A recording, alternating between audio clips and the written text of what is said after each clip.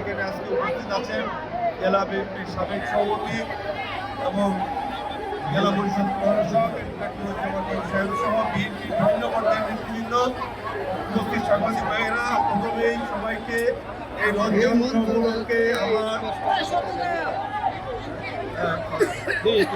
প্রতি সপ্তাহে সর্বোচ্চবার বিকাশ পেমেন্টে 50 জন হবেন পেমেন্ট চ্যাম্পিয়ন। জিতে নিন টিভি সহ আকর্ষণীয় সব প্রাইজ।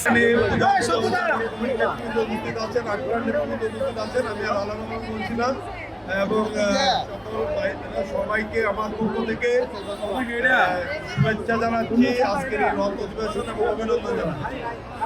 বিগত দিনে দেখেছেন যে সনাতন ধর্মের আমরা বিগত 12 তারিখে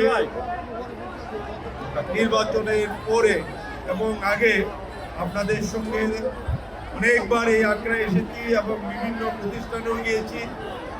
আপনাদের নির্বাচনী বিভিন্ন যে আমাদের ক্যাম্পেইন ছিল সেখানে যাওয়ার পরে আপনাদের বিভিন্ন বিষয়ে আমরা কথা দিয়েছিলাম যে আল্লাহ যদি আমাকে আপনাদের প্রতিনিধি নির্বাচিত করে ধর্ম বর্ণ নির্বিশেষে সবার উন্নয়নের ক্ষেত্রে ধর্মীয় প্রতিষ্ঠান, বিশেষ করে সনাতন ধর্মের যে প্রতিষ্ঠানগুলি আছে সেই প্রতিষ্ঠানগুলির ব্যাপারে আমি আলাদাভাবে গুরুত্ব দেব এবং ইতিমধ্যে লক্ষ্য করেছেন যে নেত্রকোনা বাহারটা বিভিন্ন প্রতিষ্ঠানে এবং বিভিন্ন প্রতিষ্ঠানের উন্নয়ন কার্যক্রম চলছে এবং আরও কিছু প্রক্রিয়াধীন আছে যেগুলি অচিরেই দৃশ্যমান হবে এবং এই আগ্রাকে নিয়েও আমাদের একটা পরিকল্পনা আছে যে এই নেত্রকোনার এই আগ্রা এলাকাটাকে আমরা একটা মডেল আকারে আমরা দাঁড় করাইতে পারি কিনা সেই পরিকল্পনা অলরেডি নিয়ে আমরা কাজ করছি।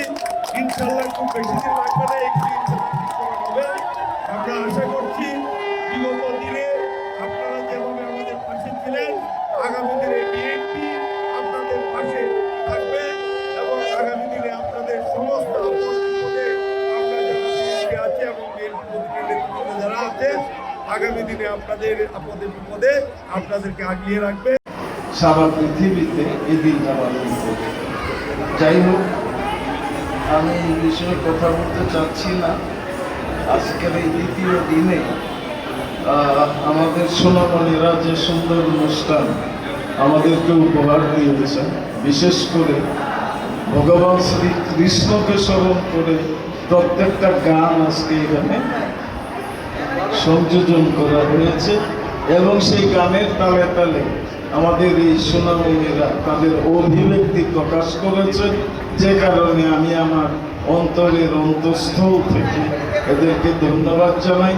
এরা যেন আরো বেশি করে এই সুন্দর অনুষ্ঠান উপস্থাপনা করে ভগবান জগন্নাথ দেবের প্রতি আস্থা, ভক্তি, বিশ্বাস প্রদর্শন করে এই প্রত্যাশা ব্যক্ত করি।